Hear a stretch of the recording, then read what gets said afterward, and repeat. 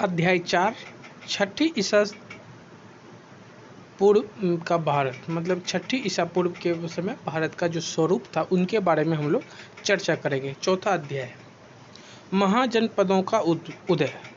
आर्य जातियों के परस्पर विलीनीकरण से जनपदों का विस्तार हुआ और महाजनपद बने। महाजनपदों ने अब ईसा पूर्व छठी सदी में राज्य विस्तार किया। इसके साथ ही कला कौशल की अभूतपूर्व अभिवृद्धि, धन धान्य की समृद्धि, व्यापार वाणिज्य का चमत्कारपूर्ण उत्कर्ष सामने आया। यही कारण है कि भारत के राजनीतिक इतिहास का प्रारंभ छठी शताब्दी ईसा पूर्व को माना जाता है। छठी शताब्दी के आसपास पूर्वी उत्तर प्रदेश और पश्चिमी बिहार में लोहे का व्यापक प्रयोग का कारण अतिरिक्त उपज होने लगी तथा आर्थिक परिवर्तन हुए, जिस कारण व्यापार और वाणिज्य को बल मिला।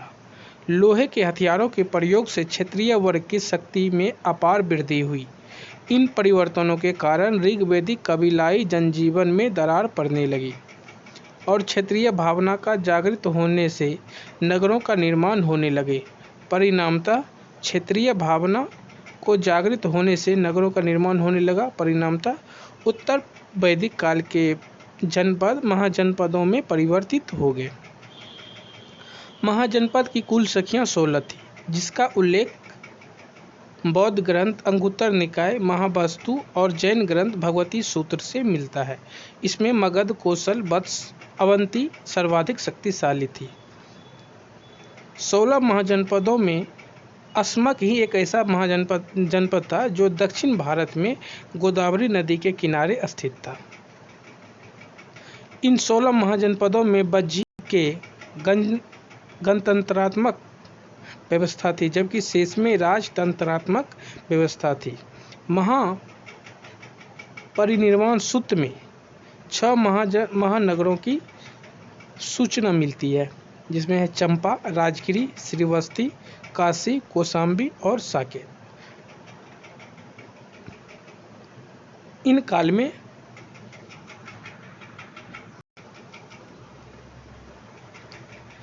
काल में मगध ने अन्य महाजनपदों को जीतकर मगध साम्राज्य का निर्माण किया।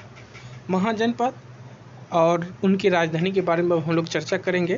जैसे काशी महाजनपद की राजधानी वाराणसी था। कौशल का श्रीवस्ती या अयोध्या अभी फैजाबाद जिला में है। अंग उनका राजधानी चंपा अभी भागलपुर और मुंगेर का क्षेत्र पड़ता है।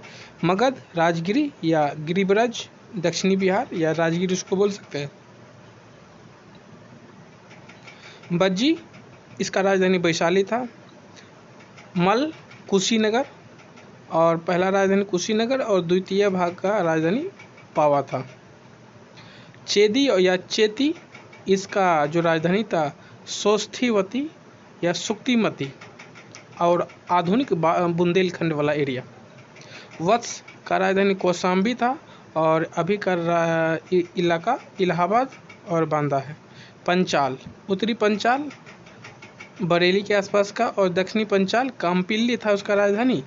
तो उनकी पंचाल का 2 राजधानी, एक अहिच्छत्र और एक कामपिल्ली। अहिच्छत्र उत्तरी पंचाल और दक्षिणी पंचाल की राजधानी कामपिल्ली था, जो फर्रुखाबाद में जिला में है। मत्स्य विराटनगर और यह भी भरतपुर राजस्थान का एरिया है। सूरसेन की राजधानी मथुरा थी, आधुनिक ब्रजमंडल। अस्मक पोतना या पोटली और अवंती की राजधानी उज्जैनी, दक्षिणी महासमती। गंधार की राजधानी तक्षशिला अभी पाकिस्तान में है, पेशावर और रावलपिंडी के पास। कंबोज इसकी राजधानी थी राजपुर या हाटक, कश्मीर के पास। कुरु इंद्रप्रस्थ इसकी राजधानी थी और मेरठ और दक्षिणी पूर्व हरियाणा को मिलाकर के ये क्षेत्र बनता था। वैशाली की लिच्छवी गणराज्य विश्व की प्रथम गणतंत्र माना जाता है, जो बज्जी संघ की राजधानी थी। इसका वर्णन 500 ईसा पूर्व में हुआ था। 4 शक्तिशाली महाजनपद थे, मगध, कौशल, वत्स और अवंती।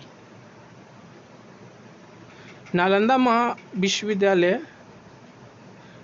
विश्व के प्राचीन विश्वविद्यालयों में से एक है। इसकी स्थापना गुप्त वंश के शासक कुमारगुप्त प्रथम ने की थी। विश्व का सबसे प्राचीन वैभवशाली महानगर पाटलिपुत्रा है। 221 ईसा पूर्व। अंगुत्तर निकाय में जिन 16 महाजनपदों का उल्लेख हुआ है उसका संक्षिप्त विवरण इस प्रकार है। काशी महाजनपद की राजधानी बनारस से थी। सोननंद जातक से ज्ञात होता है कि मगध, कोसल और अंग के ऊपर काशी का अधिकार था। काशी का सबसे शक्तिशाली राजा ब्रह्मदत्त था जिसने कोसल के ऊपर विजय प्राप्त की थी। अब हम लोग अगले जो महाजनपद है कोसल, उनके बारे में जानेंगे। कोसल महाजनपद की राजधानी श्रीवस्ती थी। रामायण कालीन कोसल राज्य की राजधानी अयोध्या थी। यह राज्य उत्तर में नेपाल से लेकर दक्षिण में सई नदी तक, पश्चिम में पंचाल से लेकर पूर्व में गंडक नदी तक फैला हुआ था। अंग राज्य की राजधानी चंपा थी। बुद्ध के समय तक चंपा की गणना भारत के 6 महानगरों में की जाती थी।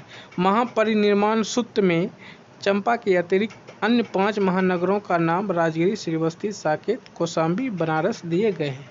प्राचीन काल में चंपा नगरी वैभव तथा व्यापार वाणिज्य के लिए प्रसिद्ध थी।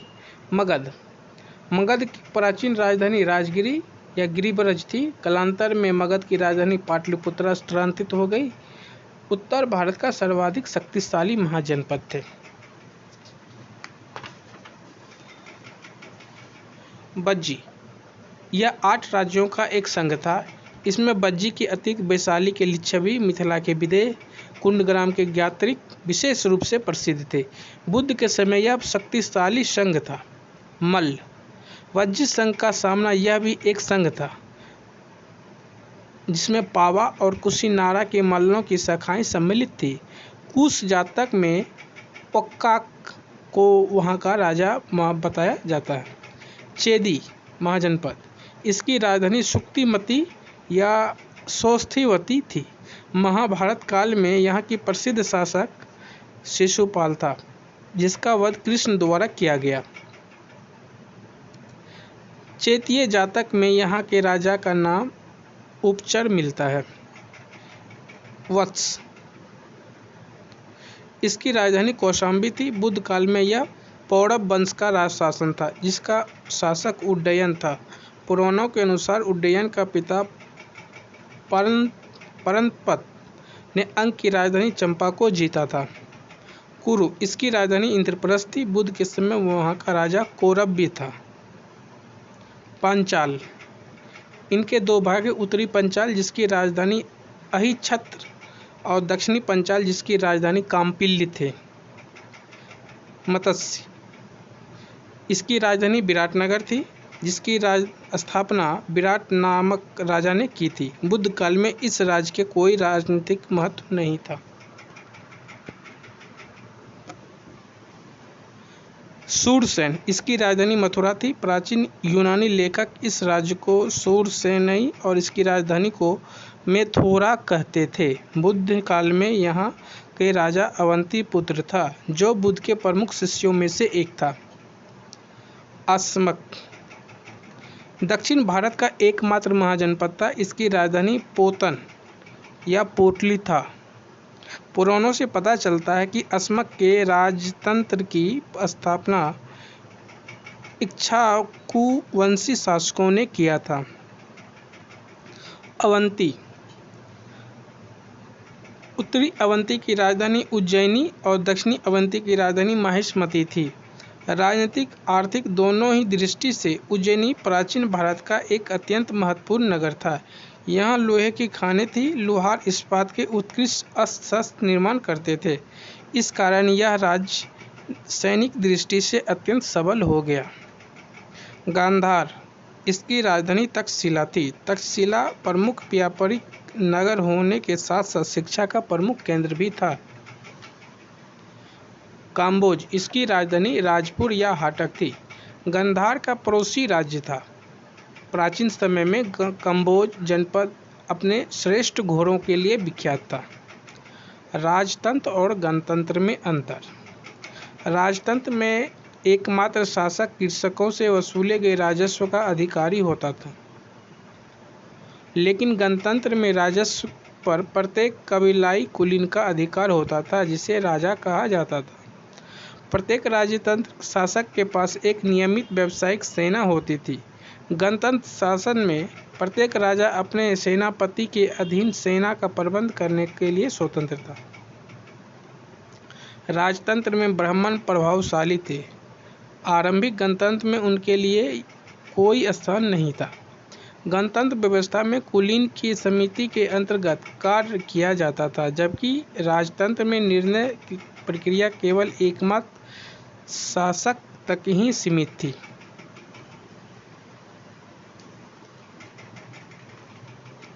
बुद्ध के समय गणतंत्र। बुद्ध काल में 16 जनपदों के अलावा गंगा घाटी में कोई गणतंत्रों के अस्तित्व के प्रमाण मिलते हैं। बुद्ध के समय में 10 गणतंत्र थे, जो इस प्रकार है: कपिलवस्तु के शाक्य, सुमसुमारा के भाग्य, अलकप के बुली, केशपुत के कलाम, रामग्राम के कोल्य, कुशीनारा के मल, पावा के मल, पिपलीवन के मौर्य, वैशाली के लिच्छवी, मिथिला के विदेह। कपिलवस्तु के शाक्य, इसकी राजधानी कपिलवस्तु थी। इसे शाक्य वंशीय सुकीर्ति ने प्रतिस्थापित किया था। सुकीर्ति शाक्य कपिलवस्तु के शाक्य वंश की स्थापना किया था। इसके अधिक गणराज्य में अन्य अनेक नगर थे: चातुमा, समागम, खामुदुस, शिलावती, नरक, देवदा। शाक्य लोग अपनी जाति के बाहर अन्य कन्याओं का विवाह नहीं करते थे। गौतम बुद्ध का जन्म इसी गणराज्य में हुआ था।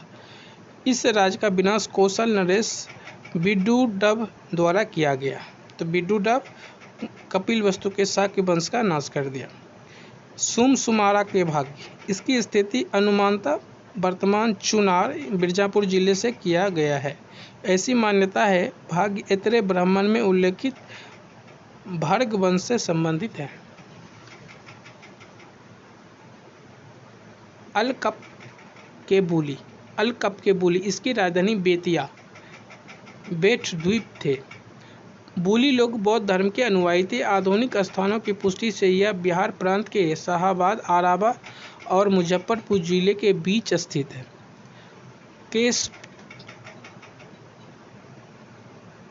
केशपुत के कलाम, वैदिक साहित्य से पता चलता है कलामों का संबंध पंचाल के जनपद के कोसिये के साथ था। आचार्य अलार कलाम इसी राज्य से संबंधित थे, केशपुत से। महात्मा बुद्ध ने गृह त्याग के बाद आचार्य कलाम से सांख्य दर्शन की शिक्षा प्राप्त की थी। रामग्राम के कोल्ये की राजधानी रामग्राम की पहचान वर्तमान गोरखपुर जिले में स्थित रामगढ़ ताल से की गई है। कोल्ये गण के लोग अपनी पुलिस शक्ति के लिए प्रसिद्ध थे। कुशीनारा के मल्ल, वाल्मीकि रामायण में मल्लों के लक्ष्मण के पुत्र चंद्रकेतु मल्ल का वंशज कहा गया है। तो वाल्मीकि रामायण में मल्लों को लक्ष्मण के पुत्र चंद्रकेतु मल्ल के वंशज कहा गया है, कुशीनारा के मल्ल को। पावा के मल्ल आधुनिक कुशीनगर जिले में स्थित पडगौना नामक स्थान था। मल्ल लोग सैनिक प्रवृत्ति के थे। पाम्पलीवन के मौर्य, किंवदंती है कि मोरों के प्रदेश होने के कारण इसे मौर्य कहा गया है। मौर्य शब्द से ही मौर्य शब्द बना है। चंद्रगुप्त मौर्य इसी वंश से उत्पन्न हुआ है। वैशाली के लिच्छवी, यह बुद्ध काल में सबसे बड़ा और शक्तिशाली राज्य था। लिच्छवी बज्जी संघ में सर्वप्रमुख था। इसकी राजधानी वैशाली मुजफ्फरपुर जिले के बसाढ़ नामक स्थान पे है। महाबग जातक में वैशाली को एक धनी, समृद्धशाली, धनी आबादी वाला कहा गया है। लिच्छवियों ने महात्मा बुद्ध के निवास के लिए महावन में प्रसिद्ध कुटाग्रशाला,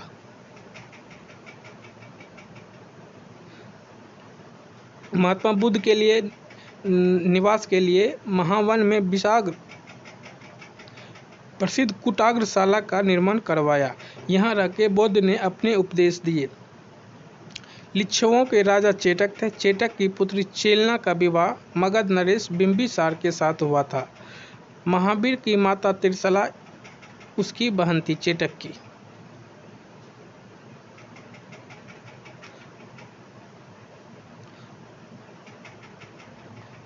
और अजातशत्रु के नाना कहलाए। लिच्छवी के जो प्रमुख थे चेटक, और महावीर के मामा चेटक थे। मिथिला के विदेह। यहाँ के राजा जनक अपनी शक्ति और दार्शनिक ज्ञान के लिए जाने जाते थे। इसकी राजधानी मिथिला की पहचान वर्तमान जनकपुर से की जाती है। मगध साम्राज्य का उत्कर्ष के बारे में अब हम लोग चर्चा करेंगे। मगध प्राचीन भारत के 16 महाजनपदों में से एक था। यह बुद्धकाल परवर्ती काल में उत्तरी भारत का सबसे शक्तिशाली और समृद्ध जनपद था।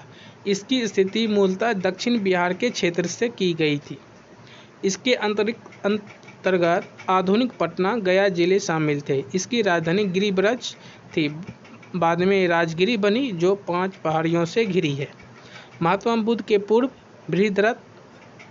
बृहद्रथ जरासंध यहीं के प्रतिष्ठित राजा थे। भौगोलिक स्थिति। मगध की सीमा उत्तर में गंगा से, दक्षिण में विंध्य पर्वत तक, पूर्व में चंपा से, पश्चिम में सोन नदी तक विस्तृत है।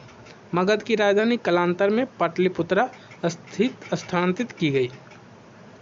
विस्तृत उपजाऊ मैदान, कृषि में लोहे, नवीन तकनीक के प्रयोग से वन क्षेत्र और हथियारों की उपलब्धता, खनिज संसाधनों की उपलब्धता, व्यापार के अनुकूल दशा और प्राकृतिक सुरक्षा ने मगध को उत्कृष्ट बनाने में महत्वपूर्ण योगदान दिया। मगध राज्य ने तत्कालीन शक्तिशाली राज्य कौशल वंश अवंती को मिला लिया। इस प्रकार मगध के विस्तार अखंड भारत के रूप में ही किया गया। मगध साम्राज्य के इतिहास से भारत के इतिहास का एक नया युग शुरू होता है, जिसे मगध के उत्कर्ष के नाम से जाना जाता है। मगध राज्य के प्रमुख और वंश जो है उनके बारे में हम लोग चर्चा करें। सबसे पहले हर्यक वंश। इसकी स्थापना की थी बिंबिसार ने। इसकी राजधानी थी राजगिरी या गिरिब्रज। प्रमुख शासक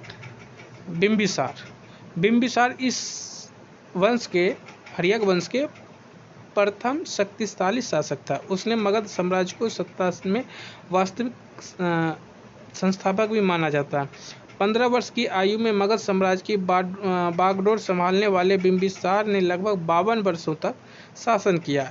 इसके शासन काल में मगध ने विशिष्ट स्थान प्राप्त किया। इनके अन्य नाम हैं सैनिक। जैन साहित्य में ऐसा कहा गया है। बिंबिसार ने अपने राज्य की नींव विभिन्न वैवाहिक संबंधों के फलस्वरूप रखी, उनका विस्तार किया। उसने 3 विवाह किए। प्रथम पत्नी महाकोसला देवी थी, जो कौशल राज की पुत्री प्रसेनजीत की बहन थी, और इसके साथ दहेज में काशी प्रांत मिला, और जिससे 1 लाख की आय होती थी। दूसरी शादी वैशाली के लिच्छवी राजकुमारी चेलना थी, जिससे अजातशत्रु का जन्म हुआ। और तीसरी शादी 6 माह पंजाब के मद्र कुल की राजकुमारी से हुआ।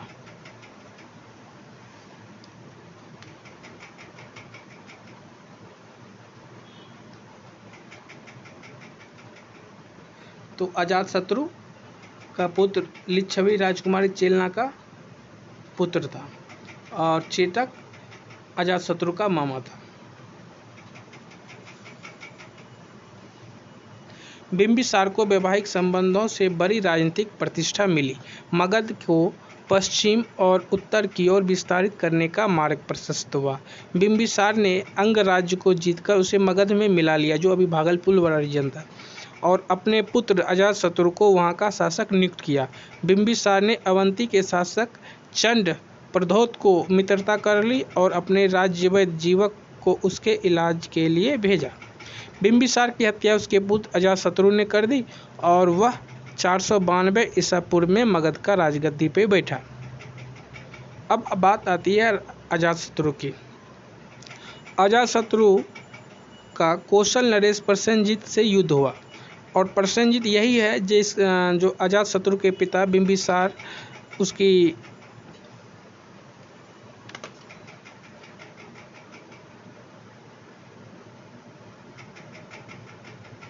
प्रसेनजीत की बहन थी, उससे शादी किया था महापोषला देवी।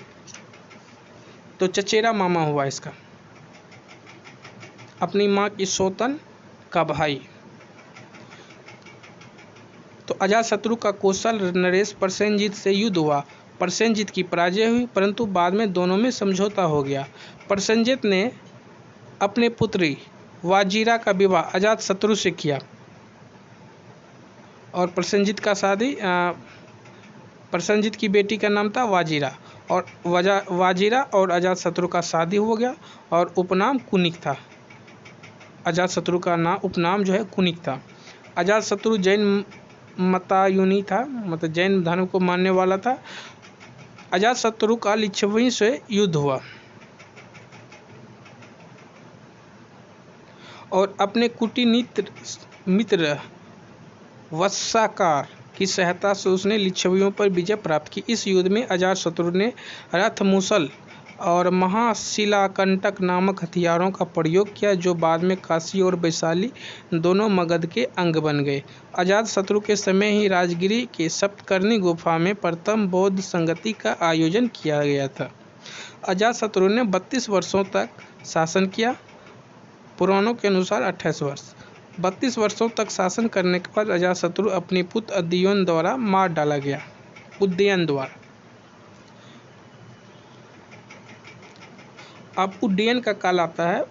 पुराणों और जैन ग्रंथों के अनुसार उड्डयन ने गंगा और सोन नदियों के संगम तट पर पाटलिपुत्र कुसुमपुरा नामक नगर की स्थापना की तथा उसे अपना राजधानी बनाया। वो जैन मतायुनी था, अनुयायी था। हर्यक वंश का अंतिम राजा उड्डयन का पुत्र नागदशक था। उसको उसके अमात्य शिशुनाग ने पदच्युत कर मगध की गद्दी पर अधिकार प्राप्त कर लिया और शिशुनाग नामक नए वंश की स्थापना की। तो नागदशक की हत्या उसके अमात्य शिशुनाग ने कर दिया और शिशुनाग वंश की स्थापना की। और ये ईस्वी है 412 ईसा पूर्व से 344 ईसा पूर्व। इस वंश का शिशुनाग वंश का संस्थापक शिशुनाग को माना जाता है और इसी के नाम पर शिशुनाग वंश पड़ा। प्रमुख शासक जो है शिशुनाग है, जो 412 ईस्वी से 394 ईसा पूर्व तक रहा। इसने अवंती वत्स पर अधिकार कर उसे मगध साम्राज्य में मिलाया और इसने राजधानी को वैशाली बनाया। तो राजधानी राजगिरी से पटना आया और पटना से फिर वैशाली गया।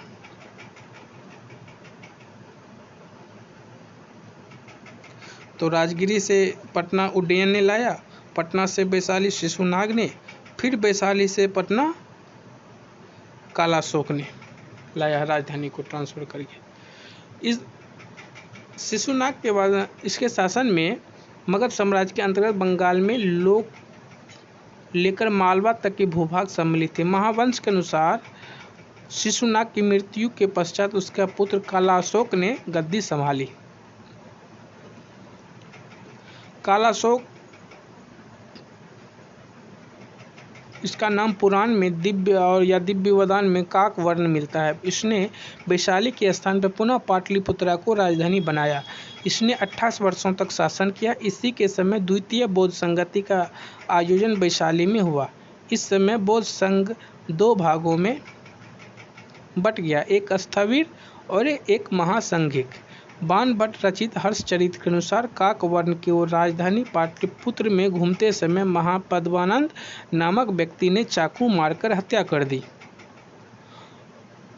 और महाबोधि वंश के अनुसार कालाशोक के 10 पुत्र थे, जिन्होंने कालाशोक की मृत्यु के बाद मगध पर 22 वर्षों तक लगभग शासन किया। उसके बाद महापद्मानंद नंद वंश की स्थापना करते हैं 344 ईसा पूर्व से 324 ईसा पूर्व के आसपास।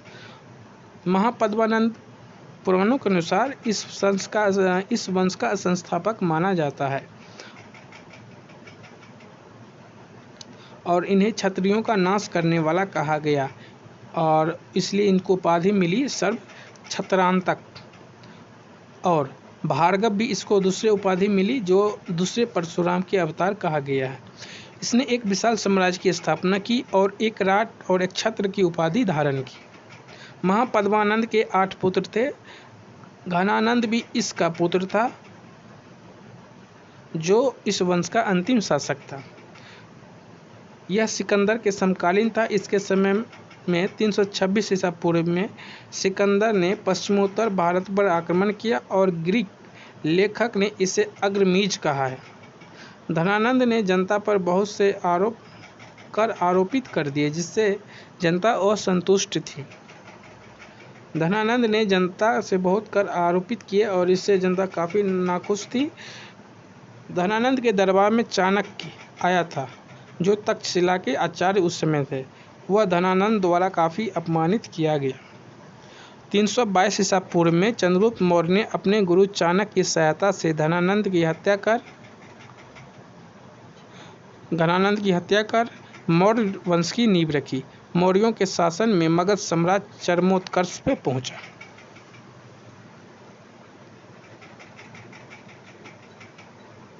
तो अब हम लोग कुछ पॉइंट है उनको हम लोग देखते हैं।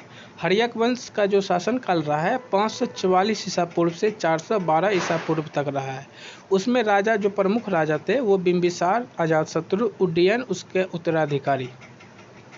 शिशुनाग वंश में भी प्रमुख राजा उसका काल रहा है 412 ईसा पूर्व से 344 ईसा पूर्व और इसका प्रमुख है संस्थापक शिशुनाग, काकवर्ण या कालाशोक और काकवर्ण के 10 पुत्र।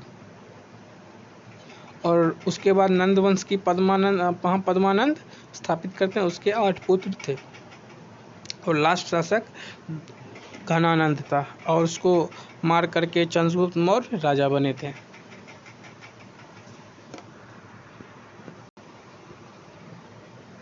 अब हम लोग प्राचीन भारत पर विदेशी आक्रमण अगले अध्याय चैप्टर 5 में आगे पढ़ेंगे। धन्यवाद।